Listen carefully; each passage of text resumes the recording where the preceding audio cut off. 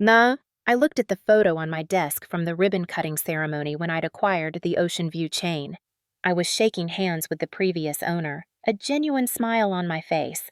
That had been one of the proudest moments of my life, and I'd celebrated it alone because I knew my family wouldn't understand, wouldn't care. Thank you for being honest with me, Jennifer. Ms. Miller, can I ask you something? Hannah, please call me Hannah. Hannah, I've been doing this for 12 years.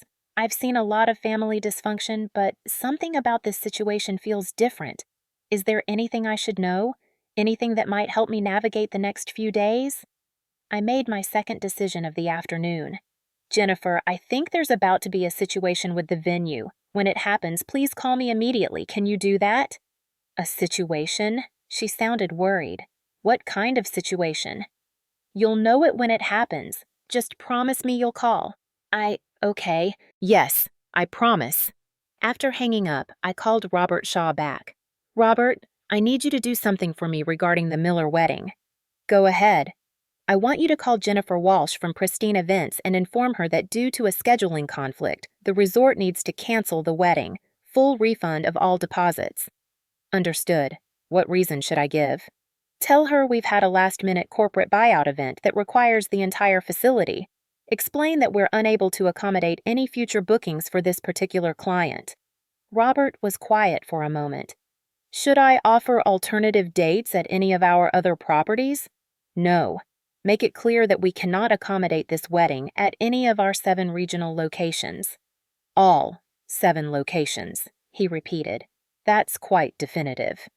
It is. May I ask why? I looked out at the city again, at the life I'd built without my family's knowledge or support. Because the clients requested that a member of their family be removed from the guest list. They said she wasn't family anymore. Robert drew in a sharp breath. They disinvited you from your brother's wedding. They did. And you're the one who owns the venue they booked. I am. He paused. That's quite a position to be in. Robert, when you called Jennifer, please mention that this decision came directly from the chain's owner. Don't elaborate beyond that. Of course. Anything else? Yes. Make the call in exactly 15 minutes. I want to give this a little time to settle first. Consider it done, Hannah. I hung up and swiveled my chair to face the window. The sun was lower now, painting the glass towers gold and orange. Somewhere out there, my family was going about their day, confident in their narrative about me. The struggling daughter, the disappointing sister, the family embarrassment. In 15 minutes, that narrative was going to start unraveling. My phone buzzed with a text from Maria. Your 3 p.m. meeting with the commercial real estate team is in 5 minutes. Conference room A. Cancel it, I texted back. Clear my schedule for the rest of the day. Everything okay? It will be. Just need some time to handle a family matter. I stood and walked to my private bathroom, studying my reflection in the mirror. I looked successful, tailored suit, confident posture, the bearing of someone who'd built something real. But my family had never seen this version of me. They'd created their own version and refused to let reality interfere. My phone rang. Unknown number. I smiled. 14 minutes since my conversation with Robert. He'd always been efficient. Hello? Ms. Miller. Hannah, this is Jennifer Walsh again.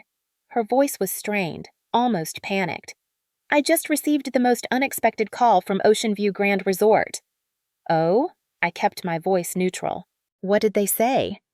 They're canceling the wedding, complete cancellation. They said there's been a last-minute corporate event that requires the entire facility. She sounded like she was on the verge of tears. Hannah, this has never happened to me before. Never! I've been planning weddings for 12 years. That's terrible, Jennifer. What did they say exactly? The general manager, Robert Shaw, he said the decision came directly from the chain's owner. He was very apologetic but absolutely firm. No alternative dates, no other locations in their chain, nothing. Papers rustled in the background. I have a wedding for 200 people in 5 days, and I have no venue. I don't know what I'm going to do. Did he give you any other details? Not really. Just that it was a corporate decision from someone high up. She paused. Hannah, wait. did you say your last name was Miller? Like the wedding? Yes. Kevin Miller is my brother. Silence. Oh my God. Her voice dropped to almost a whisper. Hannah, I need to ask you something, and please forgive me if this sounds crazy, but do you happen to know anyone who works with this resort chain? Any connections that might help us understand what happened? I looked at the framed photo on my desk again. The ribbon-cutting ceremony. My company's biggest acquisition. The beginning of something I'd built entirely on my own. Jennifer, I said carefully, can I share something with you? Please, anything that might help. The corporate buyout they mentioned, that would be my company. I'm the owner of the entire Ocean View resort chain. The line went completely silent. I counted to 10 before she spoke again. You own the resort chain? All 7 properties? Yes. I acquired them through my hospitality investment firm 3 years ago. But your family, they said you weren't family anymore. They made it sound like you were struggling. Like you were… She trailed off. Like I was what, Jennifer? Like you were the one who needed help. Your brother said something about you having unrealistic dreams. Your parents said you were learning to be realistic about your limitations. I laughed, but it wasn't unkind. Jennifer, can I ask you to do something for me? Yes, of course, anything. Could you conference my brother into this call? I think there's been some miscommunication in my family that needs clearing up. The conference call. Are you sure? Jennifer's voice was hesitant. I mean, this seems very personal. I'm just the wedding planner. Trust me, this is the best way to handle it. Can you call him now? I heard her take a shaky breath. Okay, give me a few minutes to set up the 3-way call. While I waited, I walked back to the window. The city stretched out before me, indifferent and eternal. I'd closed deals in this office that changed skylines. I'd negotiated acquisitions that affected thousands of jobs. But somehow, this conversation with my brother felt bigger than all of that. My phone rang again. Hannah, I have Kevin on the line, Jennifer said. Kevin, your sister Hannah is joining us. What? Kevin's voice was sharp, immediately cold. Jennifer, what's going on? Please tell me you found a solution for the venue crisis. Kevin, I said calmly. Why is she on this call? His tone could have frozen water.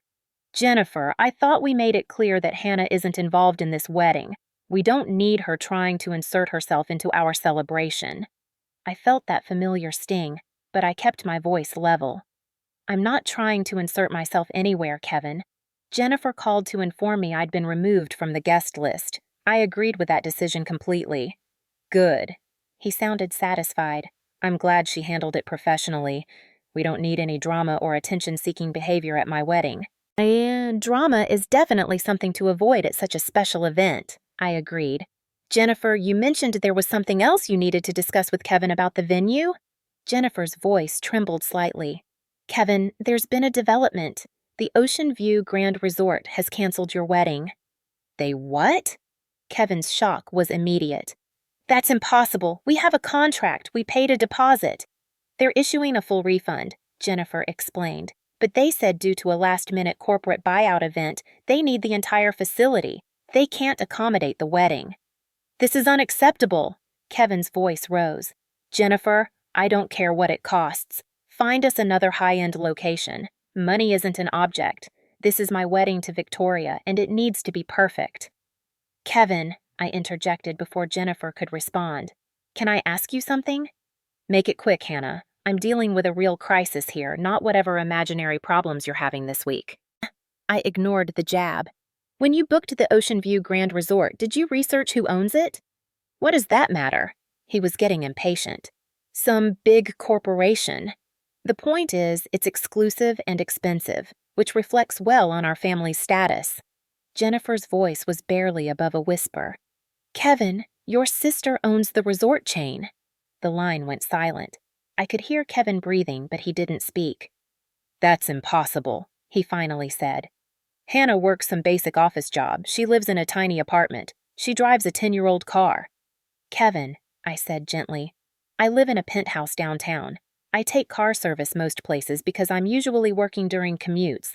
The car you've seen is my weekend car that I use for grocery runs. This is ridiculous. Hannah, stop making things up for attention. Jennifer, I said, could you please read Kevin the exact message you received from the resort's general manager? I heard papers rustling. He said, and I wrote this down word for word. Due to a corporate decision from the chain owner, we cannot accommodate the Miller wedding at any of our 7 regional locations. 7 locations? Kevin's voice had changed, uncertainty creeping in. How many properties are we talking about? The Ocean View chain has 7 luxury resorts in our region, I explained, including the Grand Resort where your wedding was planned, the Ocean View Palms where Victoria's bridal shower was held last month, and the Ocean View Marina where your rehearsal dinner was booked. Another long silence. Hannah, Kevin said slowly, carefully, as if testing each word. Are you telling me you own all of those places? I own the entire chain, yes. I acquired them in 2021 through Miller Hospitality Holdings. That's my investment company. I named it after our family. The ownership reveal. Jennifer's voice was getting stronger as she began to understand the full scope of the situation. Ms. Miller, when the general manager said the owner made this decision personally, that was you? Yes. After you called to tell me my family had decided I wasn't family anymore, I decided to respect that decision by not hosting family events at my properties. This can't be real, Kevin said, but his voice had lost its certainty. If you own this chain, prove it. Jennifer, are you still there? Yes, Mr. Miller. Call the Ocean View Grand Resort back. Ask for this Robert Shaw person. I want to confirm this directly. Kevin, I said. Jennifer, use 3-way calling if you can. I think Kevin should hear this directly from Robert. A few minutes later, Robert's familiar professional tone joined our conversation. Good afternoon. This is Robert Shaw, General Manager of Ocean View Grand Resort. Mr. Shaw, this is Jennifer Walsh from Pristine Events. I'm here with Kevin Miller and his sister Hannah Miller. There seems to be some confusion about the ownership of your resort chain. No confusion on our end, Ms. Walsh. Robert's voice was perfectly composed. Ms. Hannah Miller is the sole owner of all Ocean View Resort properties. She acquired our chain in 2021 and has been an exceptional owner. Is there something specific you need clarified? Kevin's breathing was audible on the line. How much? His voice was barely a whisper. How much did those resorts cost? Robert paused. I'm not sure I should discuss financial details without Ms. Miller's permission, but it was a significant acquisition. The purchase price was over $200 million for the entire chain. The line went completely quiet except for the sound of Kevin's heavy breathing. Mr. Miller, Robert continued, I understand there was some confusion about the wedding booking. Ms. Miller has instructed us to provide a full refund, which we're processing immediately. I apologize for any inconvenience, but the decision came directly from ownership. Kevin, I said gently, are you still there? I don't understand. His voice cracked. Hannah, how do you own a $200 million resort chain? Where did that money come from? I leaned back in my chair, looking at the certificates on my wall. Business degrees, industry awards, photos with governors and CEOs, a life my family had never asked about. I've been building my investment portfolio since college, Kevin. I started with small property investments, a duplex, then a small apartment building. I grew from there. The resort chain was my largest acquisition, but I have holdings in several other industries as well. But Mom and Dad said you were struggling. They said your business ideas never worked out. They said that because I stopped talking about my work with the family. Every time I tried to share my successes, the response was dismissive or the conversation got redirected to your achievements, Kevin. It became easier to let you all think what you wanted to think. Jennifer's voice was hesitant. Should I leave you two to talk privately? Actually, Jennifer, I have a question for you, I said. How quickly could you find an alternative venue for Kevin's wedding? Ms. Miller, Hannah, with 5 days' notice and 200 guests, it would be nearly impossible to find something comparable to the Ocean View Grand. Most venues of that caliber are booked a year or more in advance. What if I told you I could guarantee you a venue that's even more exclusive? Kevin's voice was sharp. Hannah, what are you doing? I'm being a good sister, Kevin. Jennifer, I continued, there's an 8th Ocean View property that's not open to public bookings. It's my private resort on Catalina Island. I use it for executive retreats and special occasions. A private island resort? Jennifer's voice had gone up an octave. I've heard rumors about that property, but I didn't know it was part of the Ocean View chain. It's not, technically. It's my personal property. 40 acres with a private beach, helicopter pad, and facilities for up to 300 guests. Full catering staff, event coordination team, luxury accommodations for the wedding party and immediate family. The line was silent. I could picture Kevin's face, caught between disbelief and something else. Hope, maybe. Or fear. Why would you? Kevin's voice was strained. After everything we said, why would you offer that? Because despite what happened today, you're still my brother, and Victoria deserves a beautiful wedding. I don't know what to say. You don't need to say anything right now, Kevin. You're probably in shock. But here's what I propose.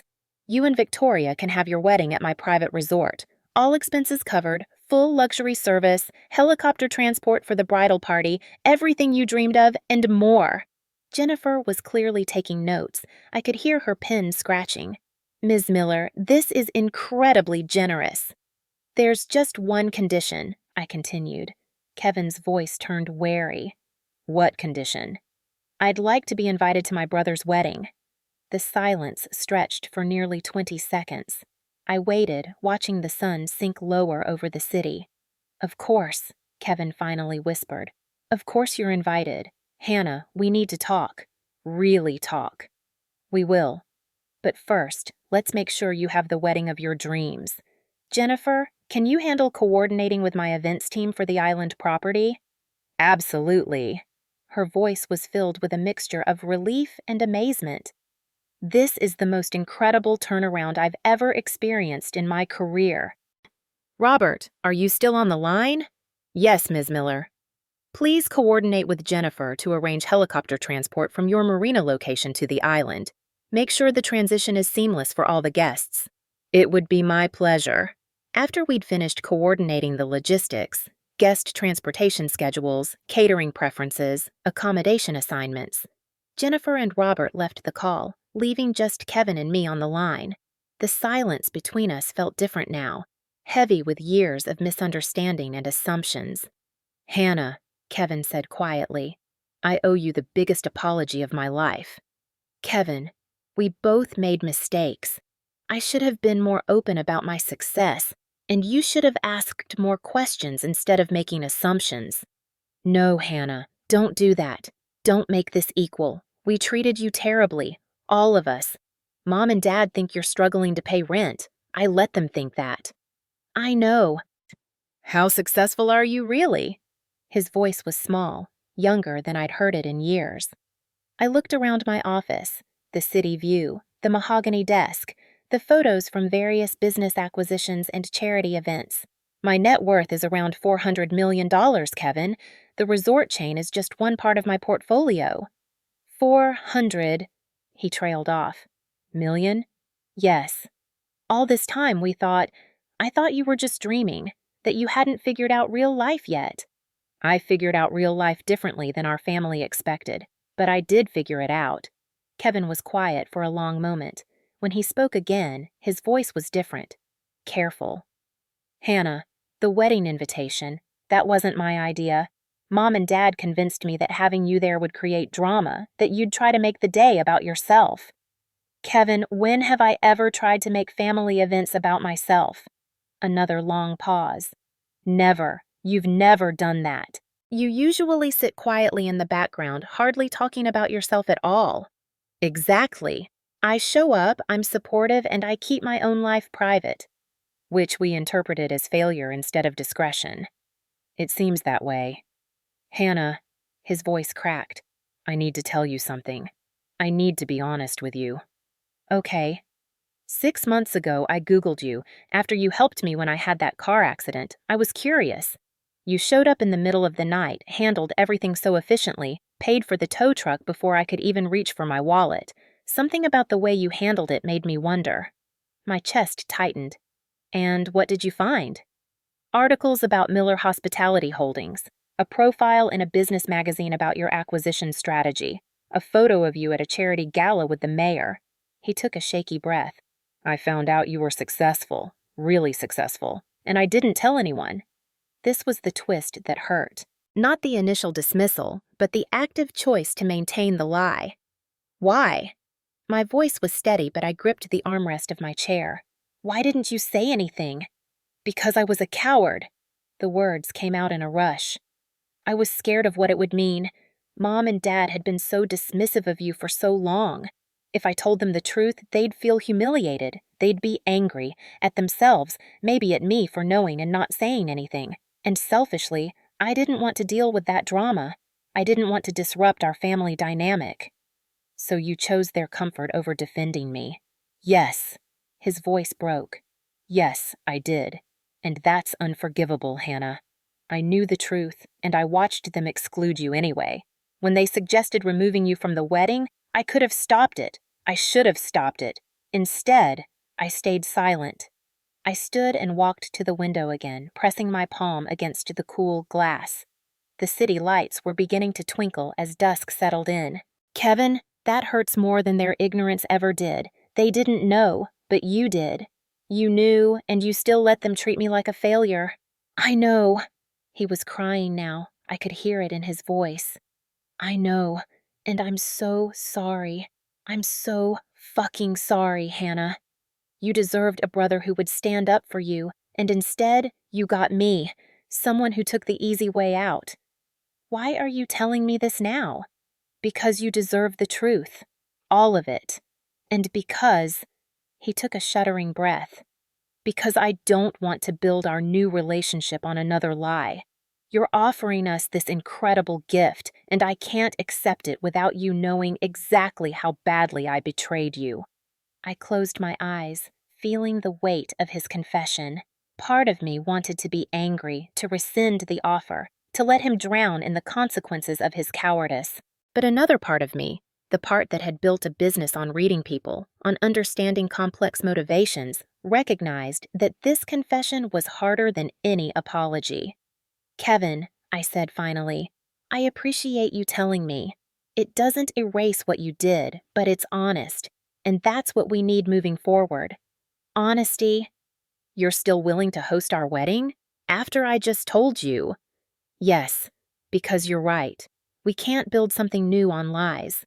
And because I believe people can change. You're showing me right now that you can. I don't deserve this kindness." "Maybe not, but I'm giving it anyway. That's what family should do." He was quiet for a moment. "Victoria is going to want to meet you properly, before the wedding, if possible. I'd like that. And Hannah, don't tell Mom and Dad yet about the business, about how successful you are. Let's just tell them the venue got resolved." I frowned. "Why wait?" "Because right now they're going to be defensive and embarrassed. Let's give them the beautiful wedding celebration first. Then, afterward, when everyone's relaxed and happy, we can have a real family conversation about everything. They'll be more open to hearing the truth when they're not in crisis mode." I considered this. Kevin was right. Springing this on them now would put them on the defensive. Better to let them enjoy the wedding, let their guard down, and then address the bigger issues. "Okay," I agreed. "We'll wait until after the wedding. But Kevin, when we do tell them, I'm not going to soften it. They need to understand the full scope of what they've done." "I understand, and I'll back you up this time, I promise." After we hung up, I sat in the gathering darkness of my office. I didn't turn on the lights. The city glowed below, a constellation of windows and streetlights and headlights, each one representing a life, a story, a person making choices. I'd made my choice. I was going to give my brother the wedding of his dreams, even after learning he'd betrayed me more deeply than I'd known. Was it foolish? Possibly. Was it the right thing to do? I wasn't sure yet, but it was the choice that let me look at myself in the window's reflection and still recognize the person I wanted to be. My phone buzzed, a text from Maria. "Everything okay? You've been in there for hours." "Yes," I typed back. "Just planning a wedding. I didn't know you were getting married." I smiled in the darkness. "Not mine. My brother's. Long story. Want to tell me over dinner?" "I'm ordering Chinese." That sounds perfect. As I gathered my things to leave, I took one last look at the photo from the ribbon-cutting ceremony. 3 years ago, I'd stood in front of those cameras feeling proud but alone. I'd built something remarkable, but there'd been no one to share it with. In 5 days, I'd stand on a different island, watching my brother get married. My family would be there, still believing I was the failure they'd always thought I was. But the truth was coming, and when it did, everything would change. The island wedding. 3 days later, I stood on the deck of my Catalina Island resort, watching the final preparations fall into place. The Pacific stretched endlessly before me, catching the afternoon light in shades of sapphire and gold. White chairs lined the beach in perfect rows. Thousands of fairy lights waited in the palm trees, ready to transform the island into something magical once the sun set. Maria had flown out the day before to help coordinate. "This is insane," she'd whispered as we walked the property. "You're giving them $1 million wedding." "Closer to 2, I'd corrected. "But who's counting?" Now, standing at the helicopter pad, I watched the first wave of guests arrive. My parents were on the second helicopter, sitting stiffly in their seats, eyes wide as they took in the island below. Thomas and Susan Miller stepped onto the tarmac looking like they'd landed on another planet. "Hannah," my mother said, her voice tight. How did you arrange this?" "I have some connections in the hospitality industry," I said, keeping my answer deliberately vague. "Kevin and Victoria deserve something special." My father looked around at the manicured grounds, the luxury villas nestled among the trees, the pristine beach. "This must have cost a fortune. How are we supposed to pay you back for this?" "It's a gift, Dad. Don't worry about it." "But Hannah, you can't afford something like this." He looked genuinely concerned. "This is the kind of place billionaires rent. Are you in some kind of debt? Did you borrow money you can't pay back?" I smiled, despite the sting of his assumptions. "Dad, we agreed to have family conversations after the wedding. Tonight is about Kevin and Victoria. Let's just enjoy it." He nodded, but I could see the questions churning behind his eyes. My mother touched my arm, and for a moment, something like genuine emotion crossed her face. "Thank you for doing this, despite everything." "You're welcome, Mom." The ceremony began at sunset. Kevin stood at an altar draped in white fabric, the ocean as his backdrop. When Victoria appeared at the end of the aisle, even I caught my breath. She was radiant in a simple, elegant gown, her face glowing with happiness. I watched from my seat in the third row, not family section, not quite outsider. A liminal space I'd occupied for years. Kevin's vows brought tears to everyone's eyes. "Victoria, you've taught me what it means to really see someone, to look beyond assumptions and really understand who they are." His gaze flickered to me for a brief second. "You've made me want to be a better man, a more honest man." I promised to spend the rest of my life earning that honesty. When they kissed, the guests erupted in applause. The sun had set completely now, and as if on cue, the fairy lights blazed to life in the trees. Gasps rippled through the crowd. "It's like a fairy tale," I heard someone whisper. The reception was perfect.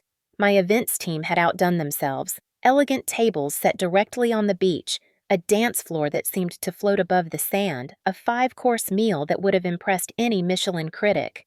I stayed mostly at the edges, watching. This was Kevin's night, not mine, but inevitably, my father found me at the bar. "Hannah, this place." He gestured around helplessly. "I've never seen anything so beautiful. But the cost. You keep saying not to worry, but I am worried. How did you manage to secure something like this?" "I'm glad you're enjoying it, Dad." "But how are we going to pay for this? This must cost more than most people's houses." I sipped my champagne, choosing my words carefully. "It's handled, really. Don't let it take away from the celebration." "Hannah, you can't afford something like this." He said it gently, like he was trying to protect me. "Nobody can except maybe actual billionaires." The irony made me smile. "Dad, we agreed. Family conversations after the wedding." He studied my face for a long moment, and I saw confusion there, maybe the beginning of suspicion. "You're different tonight, more confident, like you're in your element." Maybe I am, I said softly. Later, my mother pulled me aside during the dancing. Kevin and Victoria were swaying together on the dance floor, lost in their own world. Hannah, I need to apologize for the invitation situation. Susan's eyes were red. David told me what happened with the wedding planner. It's not okay. We made assumptions about you, about your life, and we were wrong to exclude you. It's okay, Mom. No, it's not. She grabbed my hands. We treated you poorly. We made it sound like you were struggling, like you weren't successful.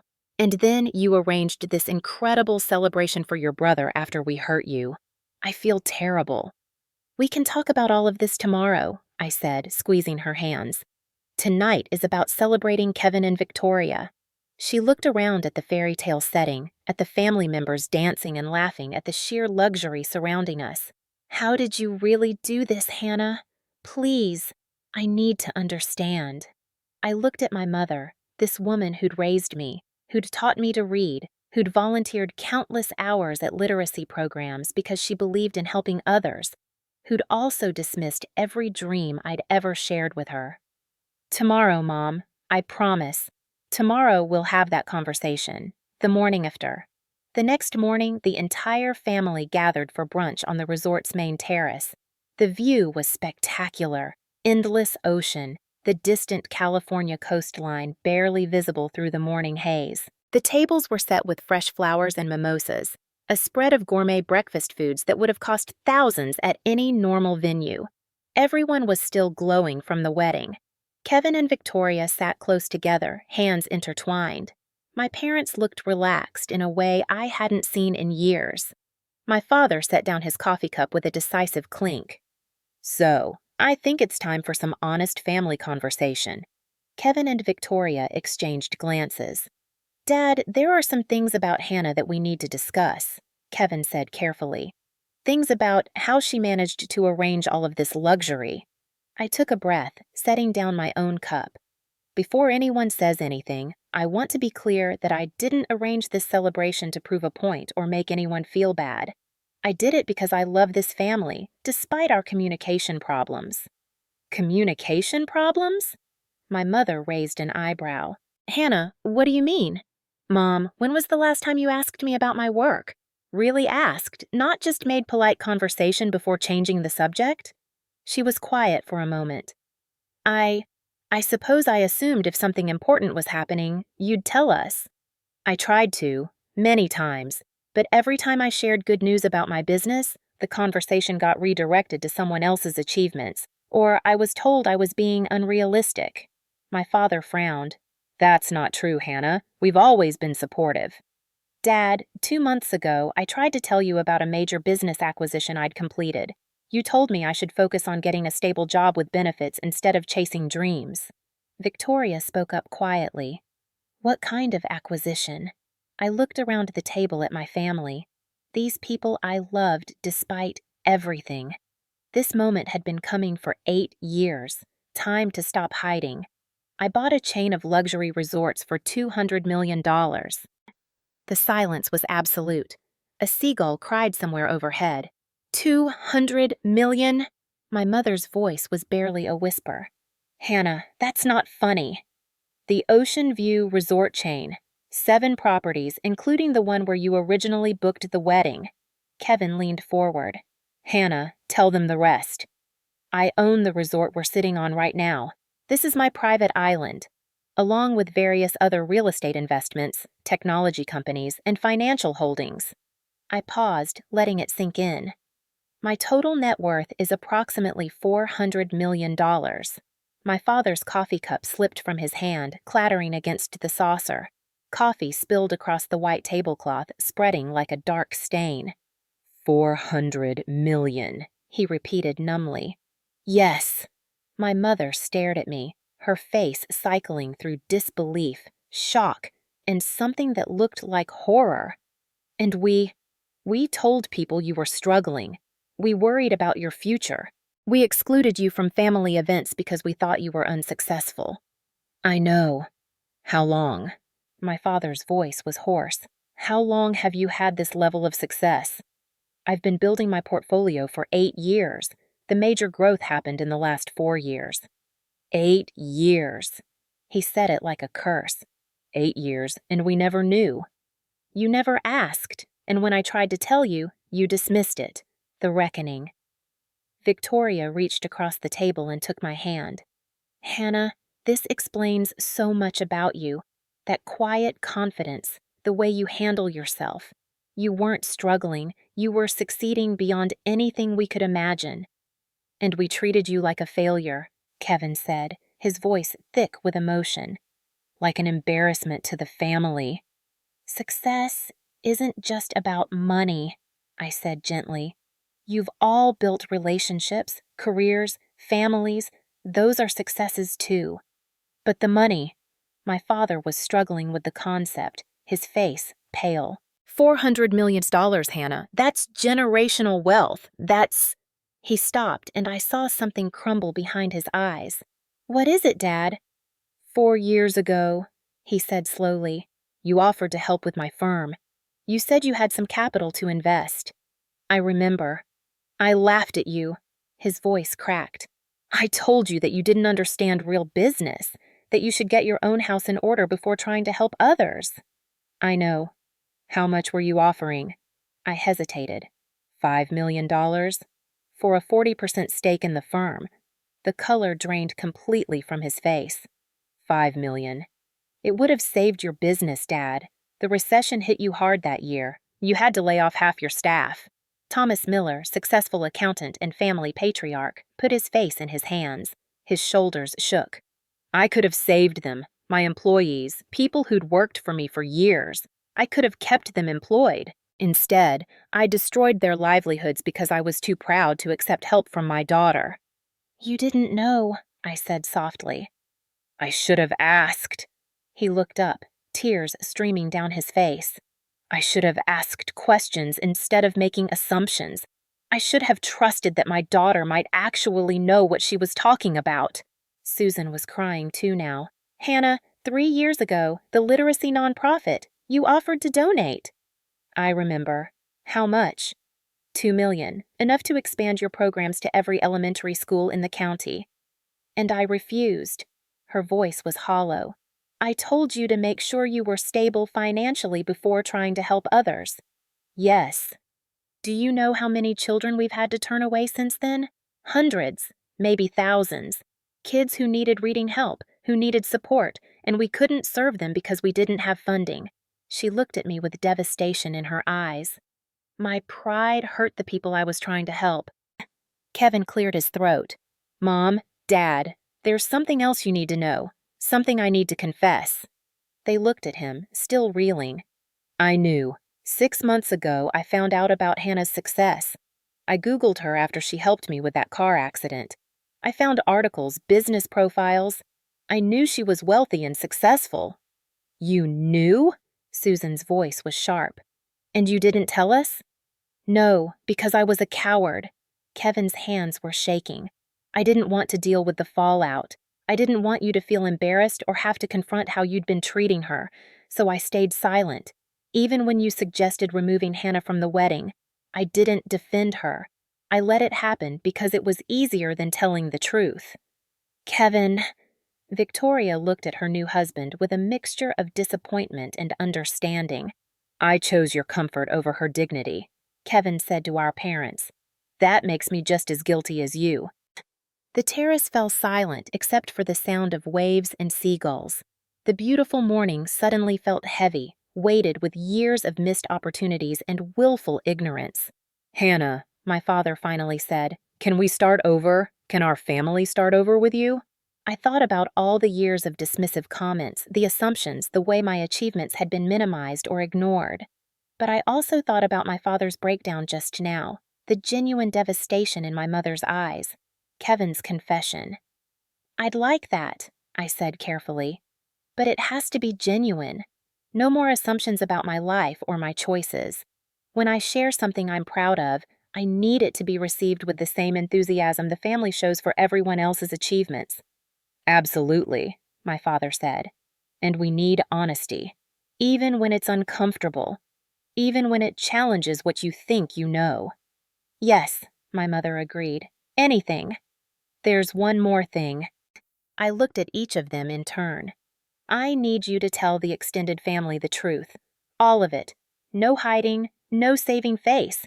If we're going to start over, it has to be with complete transparency. My mother paled.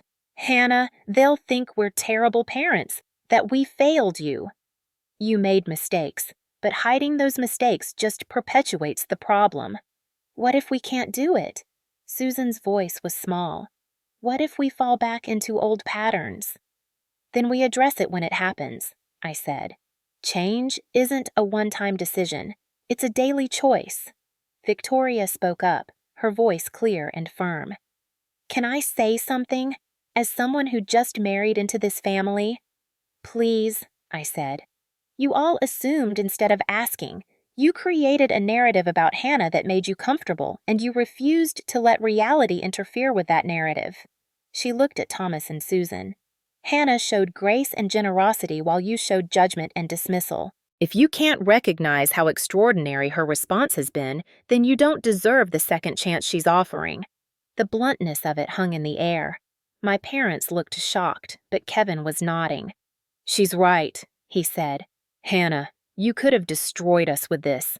You could have let our wedding collapse, publicly humiliated us, made us feel the way you felt for years. Instead, you gave us the most beautiful celebration imaginable. I need to be honest about something too, I said, the words coming harder than I expected. Part of me did want you to feel shame. When I canceled that first venue, part of me wanted you to understand what judgment feels like, what it's like to be excluded and dismissed. Of course you did, Victoria said. That's human. But revenge doesn't feel good, I continued. It just feels empty. So I'm offering this second chance, not because you deserve it, but because I want our family to be better. I want us to be real with each other. Wait. My father reached across the table, his hand trembling. I don't know how to fix what we've broken. I took his hand. We start by being honest, by asking questions, by celebrating each other's successes instead of feeling threatened by them. Can you forgive us? My mother asked.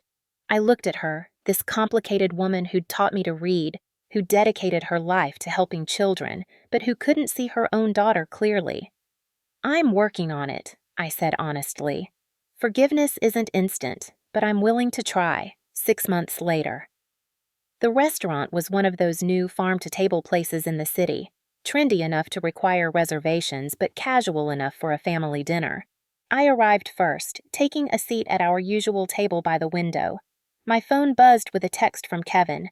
Running 5 min late, Victoria's stuck in traffic. No problem, I texted back. My parents arrived next. My father looked better than he had in years, less stressed, more present. The client referrals I'd provided had helped stabilize his firm, but more than that, he seemed lighter somehow. Hannah. He kissed my cheek, then actually pulled out my mother's chair before sitting down himself. A small thing, but he never used to do that. How was your week? My mother asked, and I could tell she actually wanted to know. Busy. We're in the final stages of acquiring a boutique hotel chain in the Pacific Northwest. 3 properties, all historic buildings. That sounds exciting, she said, leaning forward. What attracted you to them? The architecture mostly. They're from the 1920s, absolutely beautiful, but they need significant capital for renovations. The current owner is retiring and wants them to go to someone who'll preserve their character. How much of an investment are we talking? My father asked, not dismissively, genuinely curious. About $30 million for the acquisition, another $15 for renovations over 3 years. He whistled low. That's substantial. Have you done the projections on ROI? And just like that, we were having a real conversation about my work. Not my father telling me how business works, but actually asking about my strategy, my reasoning. It wasn't perfect. Last month, he'd slipped back into old patterns, suggesting I was being too aggressive with an investment. But when I'd called him on it, he'd actually apologized. You're right. I don't know this market as well as you do. Tell me why you think it's the right move. Progress. Kevin and Victoria arrived, bringing a wave of cold air with them. Sorry we're late, Victoria said, unwinding her scarf. She looked tired but happy. Work was insane. "How's the new position?" I asked. "Overwhelming," she admitted. "But good. Thanks again for the introduction." I'd connected Victoria with a former colleague who was looking for a marketing director. She'd aced the interview on her own merits, but I'd gotten her in the door. "You earned it," I said. "I just made a phone call." Dinner conversation flowed more naturally than it had in years. We talked about Kevin's upcoming business trip, my mother's nonprofit expansion. They'd just opened their 5th literacy center with the funding I'd provided, and my father's newest client, a tech startup that reminded him of how much he enjoyed working with entrepreneurs. But it wasn't all smooth. When the check came, my father reached for it instinctively, then stopped. This was still awkward, him accepting that I not only could pay, but that my definition of expensive dinner had a few more zeros than his. "I've got this," I said gently. "Hannah, you always pay," he protested but weakly. "Dad, let me, please." He nodded, and I could see it still bothered him. Pride doesn't disappear overnight. After dinner, as we stood on the sidewalk saying our goodbyes, my mother hugged me tight. "Thank you for dinner, and for," she gestured vaguely, "for everything." "You're welcome, Mom." "The Literacy Center graduation is next month," she said. "Will you come? Maybe say a few words? The kids would love to meet you." 6 months ago, she wouldn't have asked, wouldn't have wanted to acknowledge my involvement publicly. I'd be honored. Kevin walked me to my car. "You okay?" he asked. Dad was weird about the check again. "He's trying. They're all trying." "Are we enough?" Kevin's voice was quiet. "Is this enough progress, or are we still failing you?" I thought about it, really thought about it. "You're trying, Kevin. That's what matters. Change is hard, especially after years of habits." "I'm in therapy, you know," he said suddenly. "Dealing with the guilt of knowing and not saying anything. My therapist thinks I was complicit in a family system that needed a scapegoat." "That's heavy." "It's true, though." He looked at me. "We needed someone to be the unsuccessful one so the rest of us could feel better about our modest achievements. You threatened that narrative, so we pushed you down instead of celebrating you." "Kevin." "No, let me finish. I'm working on it. On being better. On being the brother you deserved all along." He smiled sadly. "I'll probably never fully get there, but I'm trying." I hugged him. That's all I can ask. Driving home, I thought about where we'd been 6 months ago and where we were now. Not perfect, not healed, but better. Real. My phone rang as I pulled into my building's parking garage. My mother. "Hi, Mom." "Hannah, I'm sorry to call so late, but I wanted to ask you something." "What is it?" "The literacy program. We're looking at expanding to rural areas next year, but the logistics are complicated. Different needs, different challenges." She paused. "Would you be willing to sit down with our board and talk about it? Not for money. We have funding now thanks to you, but for strategic advice. You've built something from nothing. You understand scaling and systems. We need that expertise." My throat tightened. She was asking for my help, not my money, my knowledge, my skills. "I'd be happy to, Mom." "Thank you. And Hannah?" "Yes?" "I'm proud of you. I should have said that years ago, but I'm saying it now. I'm proud of the woman you've become, the business you've built, the grace you've shown us even when we didn't deserve it." I sat in my car in the dark garage, phone pressed to my ear, blinking back tears. "Thank you, Mom. That means more than you know." After we hung up, I sat for a few more minutes, letting the moment settle.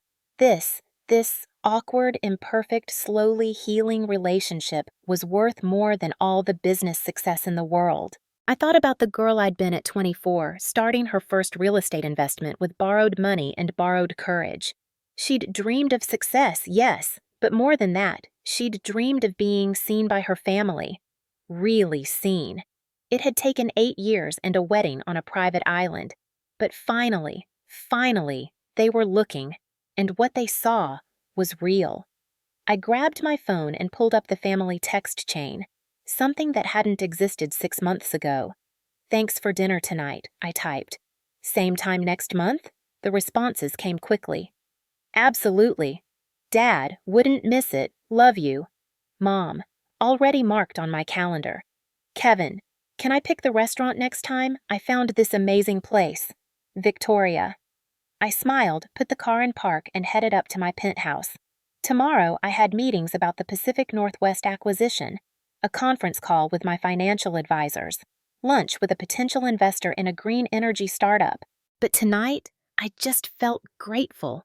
Grateful for success, yes, but more grateful for the messy, complicated, slowly healing reality of family who were finally learning to see me. It wasn't a fairy tale ending. It was better. It was real.